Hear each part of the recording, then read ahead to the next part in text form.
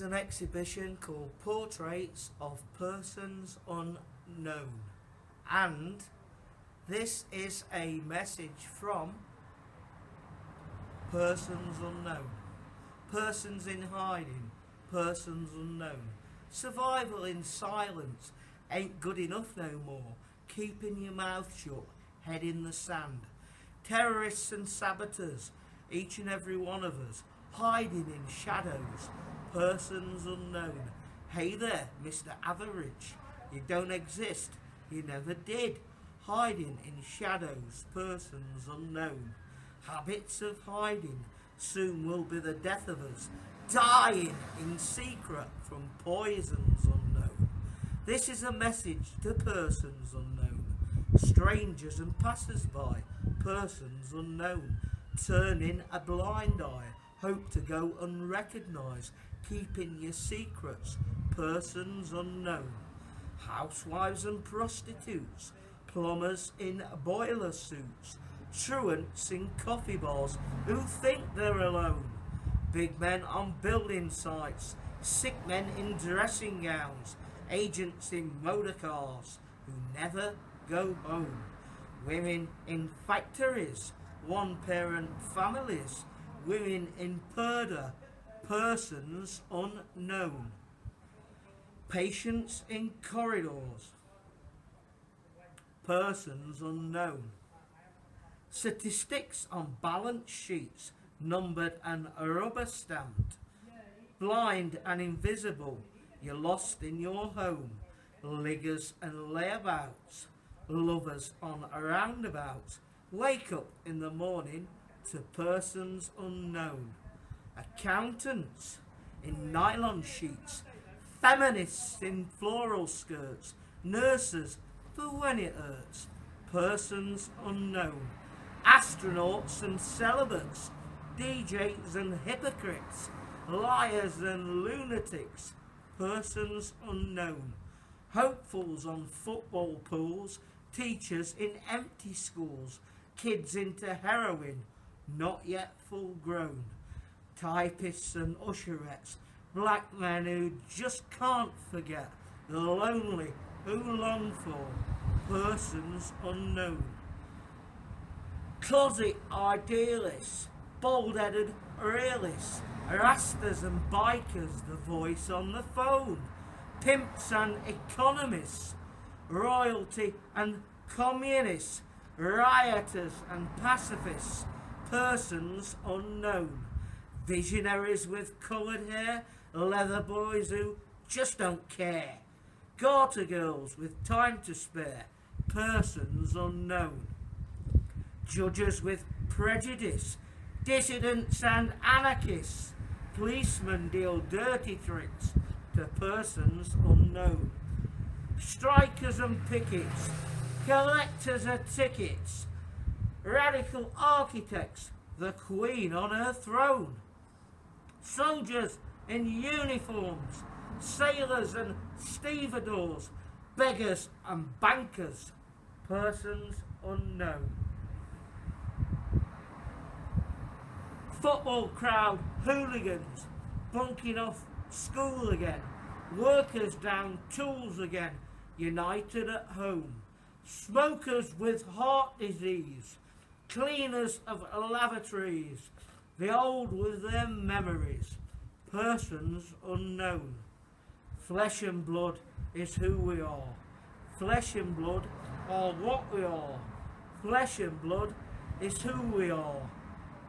Flesh and blood is who we are. Flesh and blood are what we are. Flesh and blood is who we are. Our cover is blown.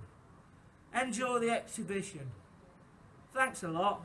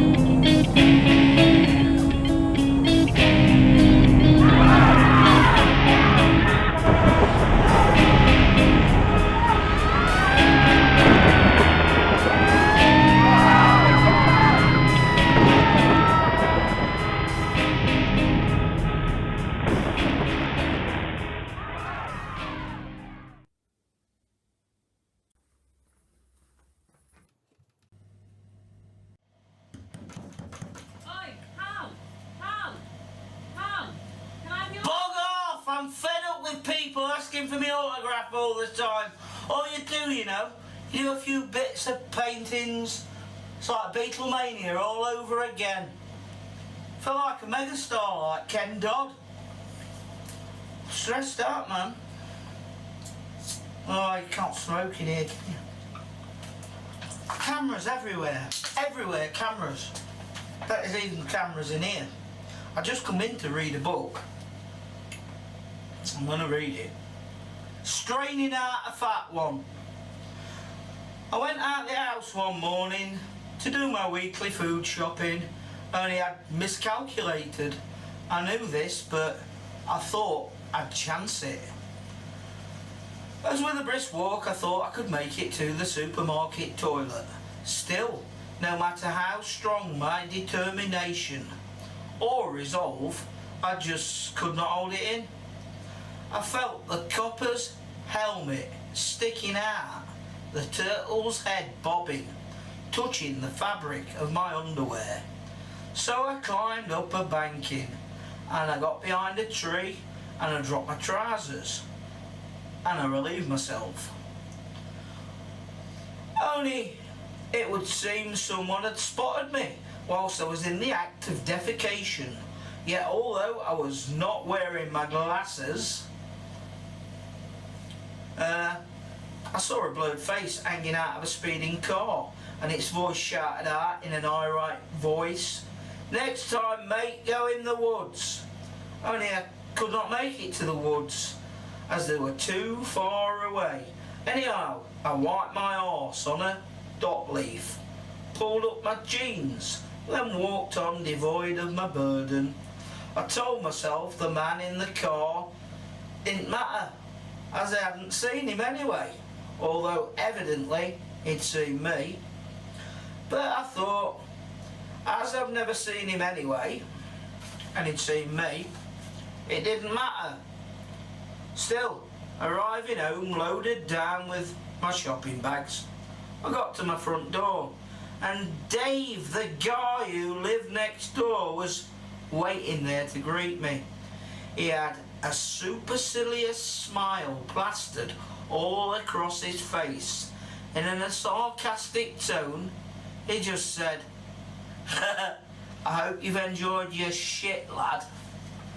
This is for Smiley.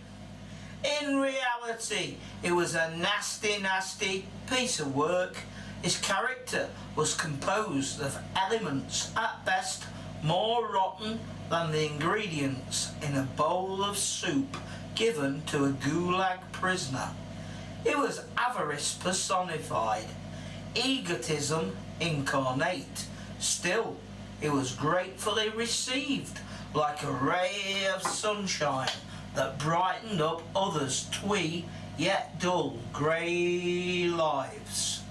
And whilst he surreptitiously schemed to achieve the selfish veiled aims of his cloaked agenda, he used others until they were no longer of any use to him. Still, he told them exactly what they both wanted and needed to hear, and it pleased them. Oh, how it pleased them. But he smiled. Oh, how he smiled. And he still does. This is called a betrayal. I don't know if anybody's ever wanted to give the moon and stars to someone, but I once did. She asked me for the moon and stars, so ingeniously constructed an enormous ladder which reached up high into the sky, a gigantic ladder that reached higher than the Tower of Babel, a meticulously built ladder that both Fairy Tale Jack and Biblical Jacob would have been proud of, and I climbed it. Yet whilst I was at its zenith, slowly collecting for her a plethora of stars, just at the moment in time when I was reaching out to try to steal the moon, I heard the sound of a police car's siren emanating from down below. So I looked down, only to discover that she'd made a reverse charge telephone call to the astronomer Patrick Moore, who in turn had informed the police of a theft in progress. After being asked to briskly climb down, I found, to my dismay, I was arrested and charged, then found guilty of robbery with intent to put out the night. Now alone in this prison cell, finally I've come to my senses, as I've just realised that no matter whatever I tried to do to try and please that woman, somehow for her it was never ever quite right. This is called Rebellion. With a smashed lip and a broken hand and an empty freezer, I poured stale milk onto a stale bowl of cornflakes at 3 a.m, drunk and covered in paint.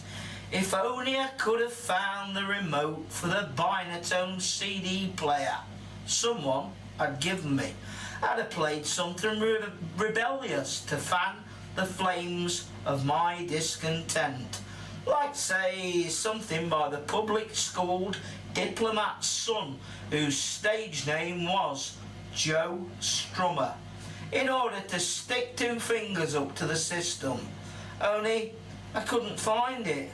So, as the son of a coal miner and an ex-comprehensive school kid, I just wrote down this, my little riot of my own, in my living room. This is called Monsters. Like for all, sometimes the hours for me seem to last days, and one lies awake at night wrestling with the inner core of one's own mind, fighting a personal war, contemplating all that which has ran before, and all that which is yet to come, and sometimes just battling the empty feeling which rises up inside that you just can't explain. Then, having not slept, most get out of bed to the annoying sound of an alarm clock. They get up, get dressed, get washed, eat something or other, and then they put on their social suits. And if they have work, they head off to work. Then, during the course of the day, inevitably, someone will say, "How you doing?" And 99.9% will reply, "Yeah, I'm okay, I'm fine," or words to that effect, as this is social etiquette. And after all, no one wants to hear a negative answer, so I guess that it's best to never mention the monsters that eat away at each and all of us, second by second, minute by minute, of each and every day. This is called For the Angels. It's a rare thing, a very rare thing, for anyone to actually meet and speak to real people, as society requires all to wear masks in order to fit into the game. So most often, most people wear fake personas, which are so familiar and well constructed, even the person with them believes them to be real, as the game is all pervading and all consuming. However, occasionally I've spoken and met real people in odd places, such as on planes, boats, ferries, etc., and even at public bus stops. I call such people angels, as they just seem to flit in as if from nowhere.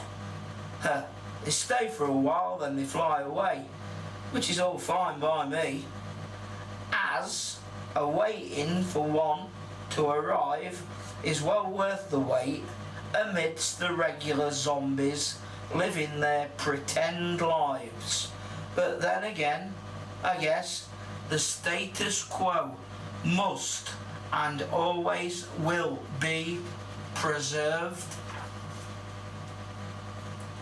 This is called betting on a loser. For all the trying, somehow, sometimes, you just can't win. And you know you're betting on a loser, but still, you just keep on, keeping on. In the vain hope that somehow something will improve, only mostly it never ever does. And to walk away to try something new or different would only leave a vacuum. Perhaps this is why so many people choose to remain in pointless jobs, relationships, situations, etc. that are going nowhere and can never go anywhere. This is called nothing new. The death of 100 million, all for an idea. The trade of 2 million sex trafficked women, all for a wank. And there are 10 times more slaves in this world today than there was at the height of the transatlantic slave trade, and ants get crushed under human feet, whilst pigs' heads hang on butchers' hooks in Moroccan streets. And people rob and rob and rob and steal and cheat each other. Meanwhile, I sit in a taxi cab someplace somewhere in Tunisia. The driver says to me, "That'll be 9 dinars, sir." I thank him, then I light the car. As the world burns, as it turns, as it always has, and it always will do. This is called A Place and a Time. I've been the inmate of 5 English jails when I should have been in none. I've been to Berlin, Barcelona, Paris, London, Istanbul, Venice, Capri, Bruges, Belfast, Prague, Tunis, Innsbruck, Luxor, Cannes, Rome, Monaco, Tallinn, Purek, Amsterdam, Dublin, Valletta, Nicosia, Rhodes, Krakow, Wrocław, etc., etc., etc. Also, I've been in places no man or woman should ever have been in, such as on a postgraduate course, which allegedly was the best of its kind outside of America, in one of the alleged best universities in Europe. Also, I've been left for dead twice. Still, whilst up a mountain in some place or other, a man said to me, "In this life there is a time and there's a place for everything, and one must try everything. And if they find that it don't suit them, then they should just leave it alone and move on to something new. Just like you watching this, because if you don't like it, go and look at something else." This little number is entitled "A Demon at My Cradle."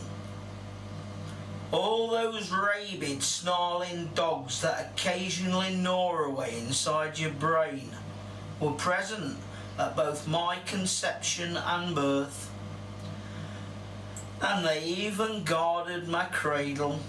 Then later on in life they followed me everywhere. So shut up moaning, stop complaining about your prissy, petty pain, and just throw them a bone, and perhaps then they might go away. However, for me, sadly, they are here to stay.